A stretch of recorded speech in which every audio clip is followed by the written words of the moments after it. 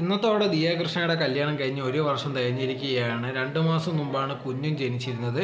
So ഇന്നത്തെ ദിവസം തന്നെയാണ് സന്തോഷ വാർത്ത പങ്കുവെക്കുന്ന രീതിയിൽ ഇതാണ് കൊണ്ടുപോയി തൻ്റെ കുഞ്ഞിനെ പറ്റിയുള്ള കാര്യങ്ങൾ പറയാൻ വേണ്ടി ഇരുന്നത്. ഇന്നാണ് കുഞ്ഞിൻ്റെ മുഖമൊക്കെ കാണിക്കാമെന്നുള്ള രീതിയിരുന്നാലും ദിയൊക്കെ പറഞ്ഞിരുന്നത്. പക്ഷേ പെട്ടെന്നുണ്ടെങ്കിൽ തന്നെ ഒരു പ്രശ്നമാണ് ഇപ്പോൾ വന്നിരിക്കുന്നത്.